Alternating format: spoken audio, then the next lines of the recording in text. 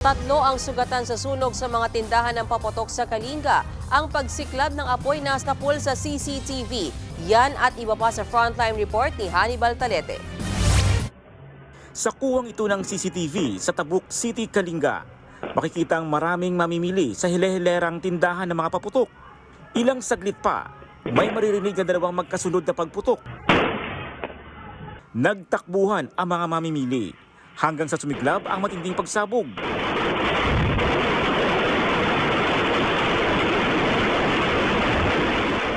Dito na sumiklab ang sunog sa mga paputok. Nagsiliparan sa kalangitan ang mga firework. Tatlo ang sugatan sa sunog. Lahat sila mga minor de edad. Patuloy pa ang investigasyon sa sunog sa mga tindahan ng paputok.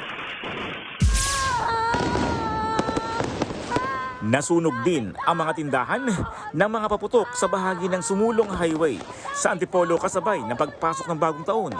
Sumabog at nagliparan ang mga paputok. Napatakbo palayo ang ilang residente. Tinatayang sa 15 tindahan ang natupok. 11 ang naitalang sugatan. May mga natamaan ng mga paputok, habang ang iba nasaktan naman sa kalagitnaan ng paglikas. Nagsimula umano ang sunog sa paputok ng fountain. Sa kuha ng CCTV na ito sa barangay 227, Nara Street sa Tondo, Maynila, makikita ang biglang pagsabog sa kalsada sa kasagsagan ng kasiyahan sa New Year. Wasak ang bahay na pinagmulan ng pagsabog. Pati ang tricycle at ang tubo raw ng kanilang tubig ay nasira. Wala namang nasaktan sa insidente. Patuloy ang investigasyon ng mga otoridad kung ano ang ginamit na paputok at kung sino ang naghagis nito. Sumiklab ang sunog sa isang unit ng condominium na yan sa Pasig City. Lagpas alas 12 ng hating gabi. Mabilis namang rumesponde ang mga bumbero at agad na naapula ang apoy. Hindi nadamay ang ibang unit at wala ring nasaktan sa sunog.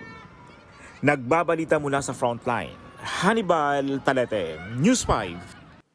Mga kapatid, Mean Los Baños po, huwag magpahuli sa mga balita at impormasyong dapat ninyong malaman. Para sa mas malawak na balitaan at diskusyon, mag-follow at mag-subscribe na sa social media pages ng News 5.